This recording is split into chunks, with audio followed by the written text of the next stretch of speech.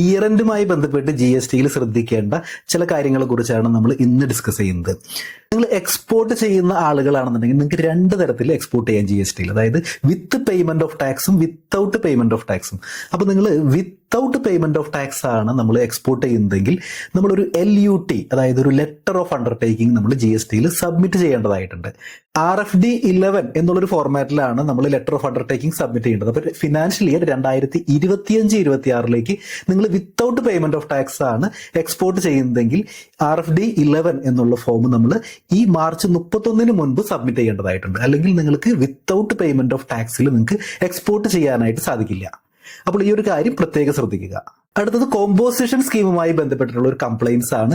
ചിലപ്പോൾ നിങ്ങൾ രജിസ്ട്രേഷൻ എടുത്തിരിക്കുന്നത് ചിലപ്പോൾ റെഗുലർ സ്കീമിലായിരിക്കാം, പക്ഷേ നിങ്ങളൊരു സ്മോൾ സ്കെയിൽ ട്രേഡർ ആണ് എന്ന് കരുതുക. അതായത് നിങ്ങളുടെ ടേൺ ഓവർ എന്ന് പറയുന്നത് 1.5 കോടിക്ക് താഴെയാണ്. നിങ്ങളായിട്ട് ഡീൽ ചെയ്യുന്ന ആളുകൾ എന്ന് പറയുന്നത് ഒരു B2B ആളുകളല്ല, കസ്റ്റമേഴ്സ് ആണ്, ഡയറക്റ്റ് കസ്റ്റമേഴ്സ് ആണ് ഡീൽ ചെയ്യുന്നത്. അങ്ങനെയാണെന്നുണ്ടെങ്കിൽ നിങ്ങൾക്ക് സ്യൂട്ടബിൾ ആയിട്ടുള്ള ഒരു മെത്തേഡ് എന്ന് പറയുന്നത് കോമ്പോസിഷൻ സ്കീം ആയിരിക്കും. അപ്പൊ ഇവൻ ദോ നിങ്ങൾ റെഗുലർ ആണെങ്കിൽ പോലും നിങ്ങൾക്ക് കോമ്പോസിഷനിലേക്ക് സ്വിച്ച് ചെയ്യാനായിട്ട് പറ്റും. CMP 02 എന്നുള്ളൊരു ഫോം നിങ്ങൾക്ക് മാർച്ച് 31 മുൻപ് അപ്ലൈ ചെയ്തിട്ട് അടുത്ത ഫിനാൻഷ്യൽ ഇയറിൽ 2025-26 നിങ്ങൾക്ക് കോമ്പോസിഷനിലേക്ക് ഓപ്റ്റ് ചെയ്യാം. അതല്ല നിങ്ങൾ കോമ്പോസിഷനിൽ നിന്ന് റെഗുലറിലേക്ക് ചേഞ്ച് ചെയ്യുകയാണെന്നുണ്ടെങ്കിലും ഈ ഫോം തന്നെ നിങ്ങൾക്ക് യൂസ് ചെയ്യാം. അങ്ങനെയാണെന്നുണ്ടെങ്കിൽ നിങ്ങൾക്ക് ITC റിവേഴ്സ് ചെയ്യേണ്ടതായിട്ട് വരും. ITC 03 എന്നുള്ളൊരു ഫോമാണ് ITC റിവേഴ്സലിനായിട്ട് യൂസ് ചെയ്യേണ്ടത്. GST QRMP എന്നുള്ളൊരു സ്കീം ഇൻട്രൊഡ്യൂസ് ചെയ്തിട്ടുണ്ട്. അതായത് ക്വാർട്ടർലി റിട്ടേൺ മന്ത്ലി പേയ്മെന്റ് എന്നുള്ളൊരു സ്കീം. അതായത് സ്മോൾ സ്കെയിൽ ഡീലേഴ്സിനായിട്ട് വളരെ സ്യൂട്ടബിൾ ആയിട്ടുള്ള ഒരു സ്കീമാണ്. അപ്പൊ നിങ്ങൾ ഒരു 5 കോടിയെക്കാട്ടും താഴെയാണ് നിങ്ങളുടെ ടേൺ ഓവർ എന്നുണ്ടെങ്കിൽ നിങ്ങൾ ക്വാർട്ടർലി റിട്ടേൺ ഫയൽ ചെയ്താൽ മതി. അതായത് GSTR 1, GSTR 3B ഈ റിട്ടേണുകൾ നിങ്ങൾ ക്വാർട്ടർലി ഫയൽ ചെയ്താൽ മതി. പക്ഷെ ടാക്സ് ലയബിലിറ്റി മന്ത്ലി അടയ്ക്കേണ്ടതായിട്ടുണ്ട്. അപ്പോൾ നിങ്ങൾ ഒരു QRMP സ്കീം നിങ്ങൾ ഓപ്റ്റ് ചെയ്യാനായിട്ട് ഉദ്ദേശിക്കുന്നുണ്ടെങ്കിൽ നിങ്ങൾക്ക് ഏപ്രിൽ 30 വരെ സമയമുണ്ട്. അതിനുള്ളിൽ നിങ്ങൾക്ക് അടുത്ത ഫിനാൻഷ്യൽ ഇയറിൽ 2025-26 ഫിനാൻഷ്യൽ ഇയറിൽ നിങ്ങൾ QRMPയിലേക്ക് നിങ്ങൾക്ക് ചേഞ്ച് ചെയ്യണമെന്നുണ്ടെങ്കിൽ നിങ്ങൾക്ക് ഈ ഏപ്രിൽ 30 നിങ്ങൾക്ക് ആ ഒരു സ്കീമിലേക്ക് ഓപ്റ്റ് ചെയ്യാനായിട്ട് സാധിക്കും. ഫിനാൻഷ്യൽ ഇയർ എൻഡുമായി ബന്ധപ്പെട്ട് ഒരു GST രജിസ്റ്റേർഡ് ഡീലർ ചെയ്യേണ്ട വലിയൊരു കാര്യമാണ് GSTR 1, GSTR 3B കമ്പാരിസൺ എന്നുള്ളത്. നമുക്ക് ആനുവൽ റിട്ടേൺ വരെ അതിന്റെ ഒരു റീകൺസിലിയേഷൻ സമയമുണ്ടെങ്കിൽ പോലും ഈ ഫിനാൻഷ്യൽ ഇയറിൽ തന്നെ, അതായത് മാർച്ചിനുള്ളിൽ തന്നെ ആ ഒരു റീകൺസിലിയേഷൻ ചെയ്ത് നിങ്ങൾ എന്തെങ്കിലും ക്രെഡിറ്റ് എടുക്കാനുണ്ടെന്നുണ്ടെങ്കിൽ, നിങ്ങളുടെ 2Bയിൽ ക്രെഡിറ്റ് ഉണ്ട്, അങ്ങനെയാണെന്നുണ്ടെങ്കിൽ ക്രെഡിറ്റ് എടുക്കാനുണ്ടെന്നുണ്ടെങ്കിൽ ചിലപ്പോൾ ഒരു പക്ഷേ ചിലപ്പോൾ GSTR 1 അല്ലെങ്കിൽ 3B ഒക്കെ ചിലപ്പോൾ ഒരു നിൽ റിട്ടേൺ ഒക്കെ ആയിട്ട് ചിലപ്പോൾ ഫയൽ ചെയ്തിട്ടുണ്ടായിരിക്കും ബൈ മിസ്റ്റേക്ക്. അപ്പൊ അങ്ങനെയുള്ള കാര്യങ്ങൾ ഒന്ന് ക്രോസ് ചെക്ക് ചെയ്ത് അത് കറക്റ്റ് ചെയ്യാനായിട്ടുള്ള സമയമാണ്. അപ്പോൾ മാർച്ചിനുള്ളിൽ തന്നെ അത് ചെയ്യാനായിട്ട് നോക്കുക. അത് മാത്രമല്ല ചിലപ്പോൾ നമ്മൾ പർച്ചേസിനുള്ള പേയ്മെന്റ്സ് ഒക്കെ ചിലപ്പോൾ 180 ഡേയ്സിന് ശേഷമായിരിക്കും കൊടുത്തിട്ടുണ്ടായിരിക്കുക. അപ്പോൾ ആ സിറ്റുവേഷനിൽ ചിലപ്പോൾ നമ്മൾ ഇൻപുട്ട് ടാക്സ് റിവേഴ്സ് ചെയ്യേണ്ടതായിട്ട് വരും. മാത്രമല്ല എക്സംപ്റ്റഡ് സപ്ലൈക്കൊക്കെ നമ്മൾ ഇൻപുട്ട് എടുത്തിട്ടുണ്ടെങ്കിൽ അതിനുള്ള റിവേഴ്സലൊക്കെ ചെയ്യേണ്ടതായിട്ട് വരും. അപ്പോൾ ഈ ഒരു എക്സർസൈസ് ഈ മാർച്ചിന് മുൻപ് തന്നെ ചെയ്യുകയാണെന്നുണ്ടെങ്കിൽ നിങ്ങളുടെ ബുക്സ് ഓഫ് അക്കൗണ്ട്സും നിങ്ങളുടെ GST റിപ്പോർട്ടുകളും കറക്റ്റായിട്ട് മാച്ചിങ് ആയിട്ട് വരും. അവിടെ ഇയർ എൻഡുമായി ബന്ധപ്പെട്ട് GSTയിൽ മറ്റൊരു കംപ്ലൈൻസ് വരുന്നത് നമ്മുടെ ഡെബിറ്റ് നോട്ട്, ക്രെഡിറ്റ് നോട്ടുകളാണ്. അപ്പോൾ ക്രെഡിറ്റ് നോട്ട് എന്ന് പറയുകയാണെന്നുണ്ടെങ്കിൽ നിങ്ങൾക്ക് എന്തെങ്കിലും ഒരു ഡിസ്കൗണ്ടോ അല്ലെങ്കിൽ പ്രൈസ് ഇൻസെന്റീവോ ഒക്കെ നിങ്ങളുടെ കസ്റ്റമേഴ്സിന് കൊടുക്കണമെന്നുണ്ടെങ്കിൽ നിങ്ങൾ ഒരു ക്രെഡിറ്റ് നോട്ട് മാർച്ചിന് മുൻപ് തന്നെ ഇഷ്യൂ ചെയ്യാനായിട്ട് ശ്രദ്ധിക്കുക. അതുപോലെ തന്നെ ഡെബിറ്റ് നോട്ടുകളാണെന്നുണ്ടെങ്കിൽ, അതായത് ഒരു പ്രൈസ് എൻഹാൻസ്മെന്റ് നിങ്ങൾ ചെയ്യുന്നുണ്ട്, അപ്പോൾ ഇങ്ങനെയുള്ള കാര്യങ്ങളും നേരെ അതുപോലെ തന്നെ പർച്ചേസ് റിട്ടേൺ അല്ലെങ്കിൽ സെയിൽസ് റിട്ടേൺ കാര്യങ്ങളും ഈ ക്രെഡിറ്റ് നോട്ട്, ഡെബിറ്റ് നോട്ട് വെച്ചിട്ട് തന്നെ നമുക്ക് ചെയ്യാനായിട്ട് സാധിക്കും. അപ്പോൾ ഇതുപോലെയുള്ള കാര്യങ്ങൾ പ്രിഫറബിളി നമുക്ക് ചെയ്യാൻ പറ്റുകയാണെന്നുണ്ടെങ്കിൽ മാർച്ചിന് മുൻപ് തന്നെ ചെയ്യാനായിട്ട് ശ്രദ്ധിക്കുക.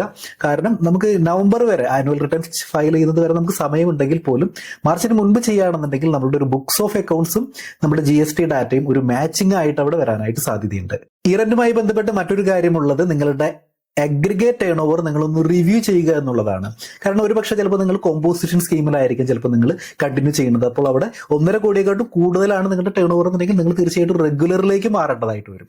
അതല്ല നിങ്ങളുടെ ടേൺ ഓവർ ഒരു 5 crores കടക്കാണ് എന്ന് കരുതും. അങ്ങനെയാണെന്നുണ്ടെങ്കിൽ അവിടെ 2 ഇംപ്ലിക്കേഷൻസ് വരാൻ സാധ്യതയുണ്ട്. നിങ്ങൾ QRMP ഓപ്റ്റ് ചെയ്യുകയാണെന്നുണ്ടെങ്കിൽ നിങ്ങൾ QRMPന്ന് ഓപ്റ്റ് ഔട്ട് ചെയ്യേണ്ടതായിട്ട് വരും. അത് മാത്രമല്ല നിങ്ങൾ ഈ ഇൻവോയ്സിംഗിലേക്ക് വരും.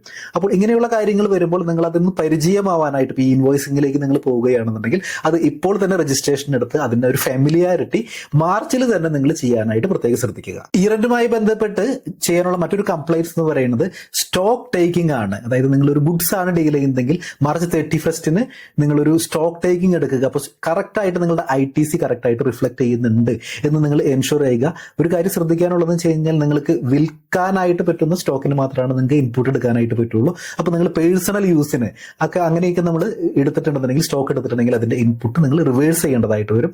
അപ്പോൾ സ്റ്റോക്ക് എടുത്തതിന് ശേഷം ചിലപ്പോൾ സ്റ്റോക്ക് ലോസ് വന്നിട്ടുണ്ടെന്നുണ്ടെങ്കിൽ അതുപോലുള്ള കാര്യങ്ങൾ അല്ലെങ്കിൽ സ്റ്റോക്ക് മിസ്സിംഗ് ഒക്കെ വന്നിട്ടുണ്ടെങ്കിൽ ആ പ്രൊപ്പോർഷണേറ്റ് ആയിട്ടുള്ള GST ഇൻപുട്ട് ടാക്സ് ക്രെഡിറ്റ് നിങ്ങൾ റിവേഴ്സ് ചെയ്യേണ്ടതായിട്ട് വരും. അപ്പോൾ ഈ റെന്റിൽ ഒത്തിരി സ്റ്റോക്ക് ഉള്ള ആളുകളൊക്കെ ആണെന്നുണ്ടെങ്കിൽ ഇൻപുട്ട് ടാക്സ് ക്രെഡിറ്റ് അത്രയും വോളിയംലെസ് ഉള്ള ആളുകളാണെന്നുണ്ടെങ്കിൽ തീർച്ചയായിട്ടും ഈ ഒരു സ്റ്റോക്ക് ടേക്കിംഗ് നിങ്ങളൊന്ന് പ്ലാൻ ചെയ്ത് വെക്കുക. ITCയുമായി ബന്ധപ്പെട്ട് മറ്റൊരു കംപ്ലൈന്റ്സ് നമുക്ക് വരുന്നത് നിങ്ങൾക്ക് എന്തെങ്കിലും പെൻഡിങ് ITC ഉണ്ടെന്നുണ്ടെങ്കിൽ നിങ്ങൾ തീർച്ചയായിട്ടും ഈ മാർച്ച് 31 തന്നെ അത് എടുക്കാനായിട്ട് ശ്രമിക്കുക. ഇവൻ ദോ നമ്മൾക്ക് ആനുവൽ റിട്ടേൺ ഫയൽ ചെയ്യുന്നത് വരെ ടൈം ഉണ്ടെങ്കിൽ പോലും നമ്മുടെ ബുക്സ് ഓഫ് അക്കൗണ്ട്സും GST ഡാറ്റയും ടാലി ആവാനായിട്ട് പ്രിഫറബിളി നമ്മളത് മാർച്ച് 31 തന്നെ നിങ്ങൾ എടുക്കാനായിട്ട് GSTയിൽ ഇൻപുട്ട് ടാക്സ് ക്രെഡിറ്റ് എടുക്കാനായിട്ട് ശ്രദ്ധിക്കുക. അത് മാത്രമല്ല പല കേസിലും ചിലപ്പോൾ നിങ്ങൾക്ക് റീഫണ്ടിന് എലിജിബിലിറ്റി ഉണ്ടെന്നുണ്ടെങ്കിൽ ITCയുടെ റീഫണ്ടിന് എലിജിബിലിറ്റി ഉണ്ടെന്നുണ്ടെങ്കിൽ ഈ മാർച്ച് 31 അത് ഡ്യൂ ഡേറ്റ് എക്സ്പയർ ആവുന്നില്ല. നിങ്ങൾ ആ ഒരു കാര്യം പ്രത്യേകം ശ്രദ്ധിക്കുക. അങ്ങനെയാണെന്നുണ്ടെങ്കിൽ ഈ മാർച്ച് 31 തന്നെ നിങ്ങൾ റീഫണ്ടിന് അപ്ലൈ ചെയ്യാനായിട്ട് ശ്രദ്ധിക്കുക. അപ്പോൾ ഇത്രയും കാര്യങ്ങളാണ് നമ്മൾ GSTയിലെ ആനുവൽ ക്ലോസിംഗുമായിട്ട് ബന്ധപ്പെട്ടിട്ട് നമ്മൾ ശ്രദ്ധിക്കാനായിട്ടുള്ളത്. അപ്പോൾ തീർച്ചയായിട്ടും ഈ കാര്യങ്ങൾ ശ്രദ്ധിച്ച് നമ്മുടെ ബുക്സ് ഓഫ് അക്കൗണ്ട്സ് അല്ലെങ്കിൽ GST റിട്ടേൺ അതിനനുസരിച്ച് ചേഞ്ച് ചെയ്യണമെന്നുണ്ടെങ്കിൽ ചേഞ്ച് ചെയ്യാനായിട്ട് പ്രത്യേകം ശ്രദ്ധിക്കുക. നമ്മൾ ഈ ഡിസ്കസ് ചെയ്തതുമായി ബന്ധപ്പെട്ട് നിങ്ങൾക്ക് എന്തെങ്കിലും അഭിപ്രായങ്ങളോ സംശയങ്ങളോ ഉണ്ടെന്നുണ്ടെങ്കിൽ കമന്റ് ആയിട്ട് രേഖപ്പെടുത്തുക. ചാനലിന്റെ വാട്സ്ആപ്പ് നമ്പർ ഡിസ്ക്രിപ്ഷനിൽ കൊടുത്തിട്ടുണ്ട്, നിങ്ങൾക്ക് അതിലേക്ക് മെസ്സേജ് അയക്കാം. വീഡിയോ യൂസ്ഫുൾ ആയി എന്ന് കരുതുന്നു. മറ്റൊരു വീഡിയോ ആയിട്ട് വീണ്ടും കാണാം. Thanks for watching.